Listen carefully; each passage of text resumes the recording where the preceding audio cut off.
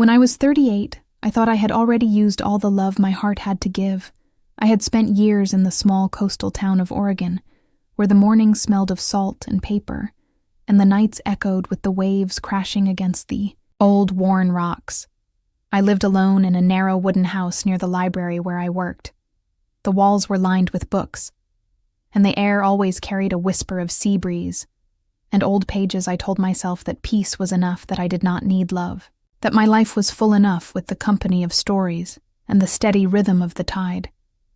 But sometimes when the fog rolled in, thick and heavy, and the lamps on the pier glowed like lonely eyes in the dark, I would feel something stir inside me, a quiet ache that reminded me of all the words I never said, all the hands I never held. I would stand by my window watching the gulls circle over the gray water, and I would tell myself that it was too late for me, that love belonged to another season, a younger version of the woman I used to be. The library was my world. It stood near the edge of the harbor, a place where the sea wind would sneak through the cracks and rustle the pages like they were alive. I liked the quiet of mornings, when the first light spilled across the wooden floor and the dust floated in golden threads. I liked the rhythm of order, the comfort of repetition. People came and went with their stories, their questions, their loneliness hidden behind small, polite smiles. I learned their habits.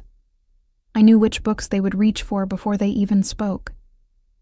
But no one ever stayed long enough to really see me, and I convinced myself that I preferred it that way. I told myself that silence was safety, that routine was peace. But deep down, I knew that I was only pretending, that something inside me was waiting without even knowing what it waited for. It was late autumn when he walked in. The first time the sky outside was low and heavy, the kind of day that makes the sea restless, the kind of day that smells like endings. I was sorting returned books when I heard the door open and close softly. I looked up and saw him standing near the entrance. He was tall and carried himself like someone who had spent years learning how to move with the wind. His coat was damp, his hair a little too long, and his eyes were the color of deep water. He stood still for a moment, taking in the shelves, the wooden beams, the quiet. Then he asked if I had a book about the sea. His voice was calm but rough, like sand against glass. I found one for him, a book I had read a dozen times, and when I handed it to him, our fingers brushed for just a second. It was nothing. It was everything, because in that small touch, something, long asleep inside me, woke up. It was not fire or thunder. It was something gentler, like a heartbeat remembering what it was made for. He came back the next day, and the day after that. Sometimes with a book, sometimes without one. He would sit by the window where the light fell soft and pale across his face. He never spoke much, and I never asked him to. But I began to notice the small things, the way he would trace the edge of a page with his thumb, the way he would look out at the horizon as if waiting for something to appear. The sea seemed to recognize him. It spoke to him in the language of waves and wind. I started to imagine stories about him. Maybe he had been a sailor. Maybe he had lost someone. Maybe he was running from a past that still lived inside him. All I knew was that every time he left the room, felt emptier, like the air itself, sighed when he was gone one evening. The rain came down hard, the kind that makes the whole world blur. He was still there long after closing time, and I told him he could wait until it stopped. I made coffee that tasted faintly of salt, and we sat together by the desk, the sound of rain drumming on the roof like an old heartbeat. He told me his name, Samuel. He told me that he had spent years at sea, that he had sailed from Alaska to the southern waters, that he had watched sunsets in places he could no longer name.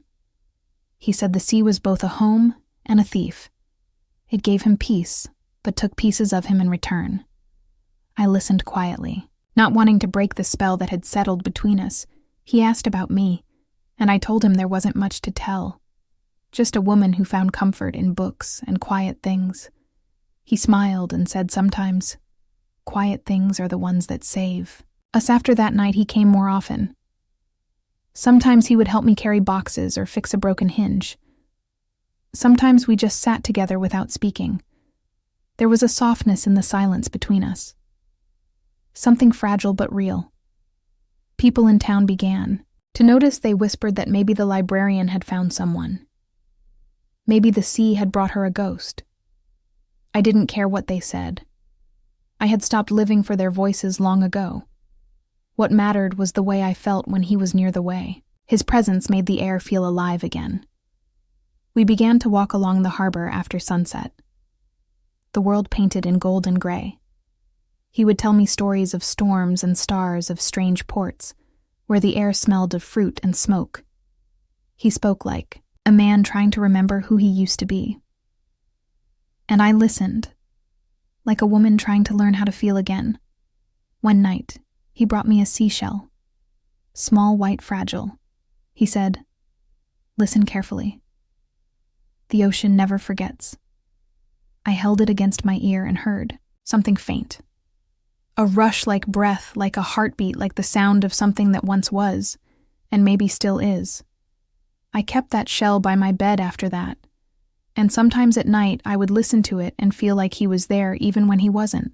The months passed like waves, gentle, then strong, then gone. And we fell into a rhythm that felt both old and new. We never spoke of love. We never planned for tomorrow. Maybe we were both afraid that naming it would make it disappear. But every glance, every small touch, every shared silence said what words could not. Winter came and the sea grew wild, the air heavy with rain and the promise of storms. One morning he came into the library, pale eyes distant. He said he had to leave, that there was work on a ship, that he needed to go. I felt something inside me break, but I didn't show it. I told him to take care. I told him I would wait. He smiled that small, sad smile and said, "The tide always comes back." I watched him walk away into the fog, his coat dark against the light, and I wanted to run after him to tell him not to go, but I stayed still because that was what I had always done. Stayed still. The days that followed were long and quiet. I waited for the sound of the door, the familiar step, the smell of salt. But he never came back. I wrote letters. I never sent. I dreamed of him often. Sometimes I woke with the taste of sea on my lips. Sometimes I thought I heard his voice in the waves, calling my name. Time passed, as it always does. I grew older, my hair silvered. The town changed, new faces, new stories, but the sea stayed the same always. Whispering, always remembering. I still work at the same library. I still sit by the window where he used to sit sometimes when the light hits, the glass just right. I can almost see him there. The same coat, the same eyes. And I realize that love doesn't end. It just changes shape. It lingers in the air, in the salt, in the pages of books. And maybe that is enough when the days began to stretch longer, and the sea turned softer with the touch of summer. I found myself waking each morning with the same ache, the same hollow inside my chest that carried his name. I walked to the library through the salt-kissed streets where the fishermen waved and the children ran barefoot across the shore, but I never felt like I belonged among them. I had become a shadow moving between pages and memories. I told myself I was fine. That time heals everything, but time only teaches you how to carry your pain without breaking under it. I spent hours sitting by the window where he once sat, staring at the same horizon he used to watch the waves rolled in and out, whispering his name in a rhythm that only my heart could understand. Sometimes, I imagined him standing there beyond the mist, his face hidden by the sunlight, his eyes searching for me like they used to. I wanted to believe he would come back, that maybe the sea had kept him safe, that maybe the tide would bring him home like it always does with lost things. There were days when I would wake in the middle of the night to the sound of the waves crashing harder than usual, and I would think it was him knocking at my door. My heart would race, and I would run to the window, only to find the same empty street, the same restless ocean waiting in silence. I would whisper his name into the darkness, as if the wind might carry it to him wherever he was. Maybe it did. Maybe he heard me across the distance, because sometimes I would feel warmth around me, a strange calm, like his presence wrapping itself around my shoulders. I lived for those moments, because they reminded me that he was still part of this world, even if I could no longer see him. I began writing letters, again the kind I would never send. I filled page after page with the things I wanted to tell him: how the town had changed, how the children who once played near the shore were now grown, how the old lighthouse keeper had passed away and the light now belonged to someone new. I told him about the new books that arrived at the library, about the smell of old paper that still filled the room, and how I kept his favorite chair untouched, as if saving it for his return. I told him how sometimes I walked to the harbor and stood where the boats left the shore, watching each one fade into the horizon until I could no longer tell where the sea ended and the sky began. I told him that I missed him, but not in the way people miss others. I missed him like a heartbeat. I missed him like breathing one morning. A letter arrived at the library addressed to me. The handwriting was unfamiliar. My hands trembled as I opened it. It was from a sailor. He said he had met a man named Samuel on a ship heading Toa, the northern seas. He said Samuel spoke often of a woman who waited for him by the sea, a woman who loved books and silence and the sound of waves. The sailor wrote that Samuel had fallen ill and was taken to an island near Alaska. He said he promised to return home one day. But the sea had other plans. I read that letter until the ink blurred under my tears. I didn't know if it was real or if it was just another cruel joke from the universe. But I wanted to believe it. I wanted to believe that somewhere in that faraway island he had spoken my name one last time before the wind carried it into the sea. After that letter, I began visiting the harbor every evening again. Not to wait, but to remember, I would sit on the old bench facing the water with the seashell he had given me in my hand, listening to its quiet song.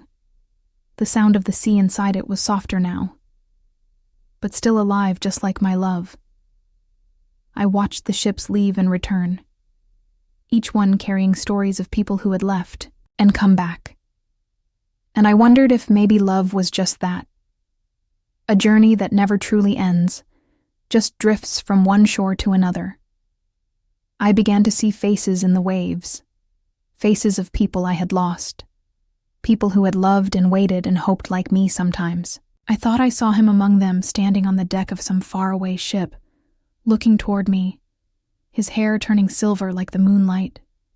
The town changed around me. New cafes opened. New people moved in the world, became louder, faster, but inside me, everything stayed the same. I still lived in that quiet moment, when his hand brushed mine across the library desk, and the world seemed to stop. I still carried that warmth, like a secret flame, that refused to die some evenings. I would close the library early and walk to the cliffs above the sea. The wind would whip through my hair, and the air would taste of salt and memory. I would whisper to the horizon, asking if it had seen him, if it knew where he had gone, and every time the wind would answer with a soft sigh that felt like hope. One autumn night, the waves were calm, and the moon painted the water silver. I sat by the window with a candle burning beside me. The flame flickered and cast soft shadows on the walls. I picked up my pen and began to write again. But this time, I wasn't writing to him. I was writing about him, about the way he made the world softer, about how he taught me that love wasn't always about holding on. Sometimes, it was about letting go with grace. I wrote about the sea, how it keeps secrets and memories and names of those it has taken. I wrote about the way his eyes looked when he talked about the horizon, like it was a promise waiting to be kept. And as I wrote, I felt something shift inside me, like a tide turning. I realized that maybe I had never truly lost him. Maybe love doesn't end when someone leaves. Maybe it just changes shape. Becomes air, becomes wind. Becomes the sound of waves against the shore. I started reading aloud at the library. For the children every Saturday, something I hadn't done in years.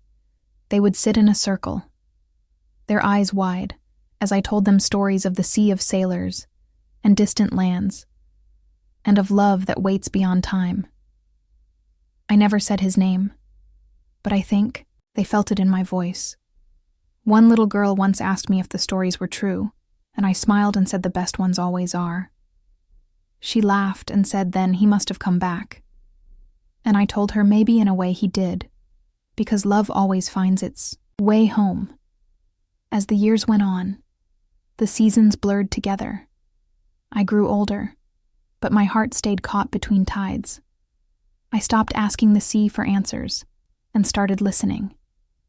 Instead, it had become my companion, my keeper of secrets, my silent witness. Sometimes when I walked along the beach, I would find shells shaped like hearts, or driftwood carved by the waves into strange, beautiful forms, and I would take them home, place them by the window beside the candle and the old seashell he gave me. They were small reminders that even the sea gives back what it takes in its own time. One winter evening when the wind was fierce and the waves crashed high against the shore, I felt something different in the air, a stillness before the storm, and lit the candle and watched the flame dance. I picked up the seashell and pressed it to my ear for the first time in years. I heard his voice. Not words, just a sound like laughter and wind together, and I smiled, tears falling down my face. I whispered, "I am still here." Samuel and the sea roared in reply. That night I dreamt of him standing on the shore, waiting, his hand stretched out toward me. The same quiet smile on his lips. The same eyes that once looked at me across the library. Light I walked, toward him barefoot through the sand. And when I reached him, he took my hand and said, "You kept your promise." And I woke up with the morning sun warming my face, and the sea calm again, as if it had heard my dream. Now I know he never truly left, maybe. The sea became his home. Maybe love turned him into something eternal, something beyond the reach of time. I still light the candle every night. I still sit by the window and listen to the waves. And every time the wind brushes my cheek, I whisper his name softly, not in sorrow, but in peace, because I finally understand what he meant when he said love is like the tide. It always returns. The years slipped away, like the tide, each one softer than the last, until I could barely tell where memory ended and the present began. I lived in a small house near the harbor, now not far from the library where I had spent my life. Among stories and silence, I had grown slower. My hands trembled more each winter, and my eyes sometimes blurred when I read, but I still walked to the sea every evening, the same path, the same salt on the wind, the same rhythm in my heart. I had become a ghost of my own past, drifting between what was and what could have been yet. I never felt lonely.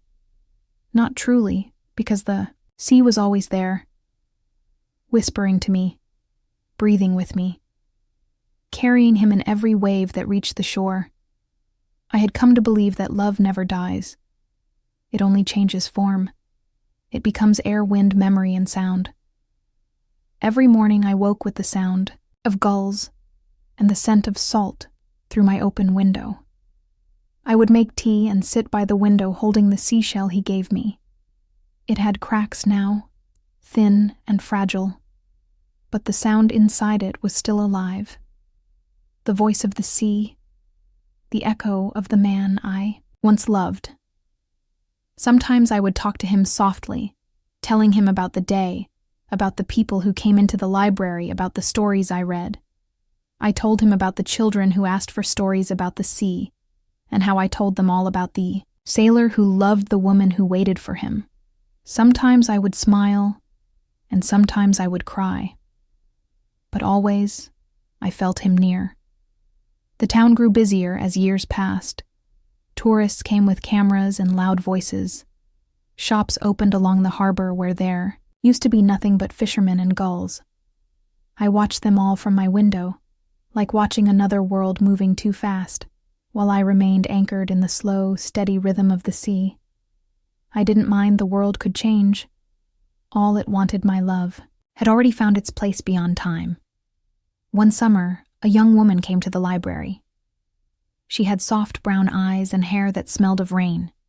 She told me she was writing a book about the sea and wanted to hear stories from people who had lived by it all their lives. She asked me if I knew any good stories. I smiled and said maybe just one. She came every day after that, sitting by the same window where he once sat listening as I told her about tides and storms and love and waiting. She wrote down every word as if it mattered, as if it was a story worth keeping. One day she asked me if it was real, if I had really loved someone like that. And I looked out at the horizon and said yes. Once upon a time there was a man who came to a small library looking for a book and left with someone's heart. She smiled and said that was beautiful, and I told her it was true. After she left, I felt lighter, as if telling the story had freed something in me. The memory no longer hurt. It simply existed, like a song, by heart, the kind that plays quietly in the background of your days. I started to write again. Not letters this time, but pages of memory. My own story, my own voice, so that maybe one day someone would find it and know that once there was a woman who loved with all her heart and never stopped believing that love could cross oceans and years. One winter evening, the sky turned the color of ash and the sea roared like a wild thing. I felt tired deeper than ever before I lit my candle and sat by the window.